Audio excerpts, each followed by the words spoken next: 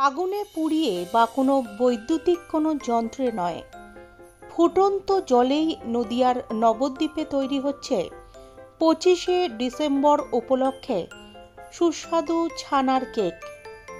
25শে December উপলক্ষে সকল হাটে বাজারে দেদার বিকোচ্ছে বিভিন্ন ধরনের ও বিভিন্ন কোম্পানির বা বেকারির তৈরি কেক, আর সেগুলো সাধারণত তৈরি হয় আগুনে পুড়িয়ে বা কোনো বৈদ্যুতিক যন্ত্রের মাধ্যমে।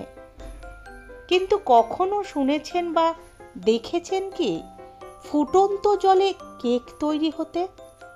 এবার 25শে ডিসেম্বর উপলক্ষে নবদ্বীপের এক ব্যবসায়ী আগুনে না পুড়িয়ে ফুটন্ত জলেই ছানা সহ বিভিন্ন উপকরণ দিয়ে সম্পূর্ণ নিরামিষ কেক তৈরি করে তাক লাগালেন। প্রস্তুতকারক সুমন ঘোষ জানিয়েছেন, এই কেক তৈরি করতে বেশ কয়েকটি ধাপ রয়েছে। প্রথমে বাজার থেকে ফ্রেশ দুধ এনে সেটিকে আগুনে জাল দিয়ে তা দিয়ে ছানা তৈরি করা হয়।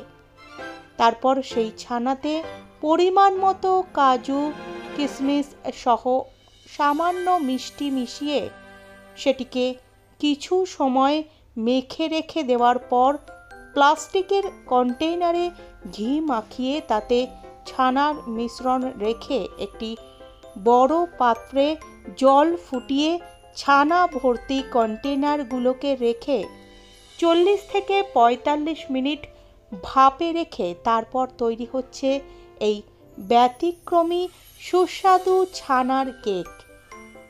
প্রস্তুতকারক এও বলেন, এতে কোনো রং কেমিক্যাল কিছুই ব্যবহার করা হয়নি, চিনিও খুব সামান্যই ব্যবহার করা হয়েছে যাতে সকলেই খেতে পারেন।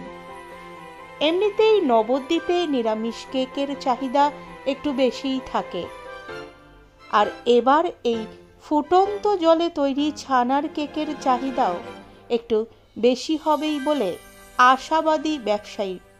তাই দিন রাত জেগে এই ছানার কেক তৈরি চলছে বড়দিন উপলক্ষে।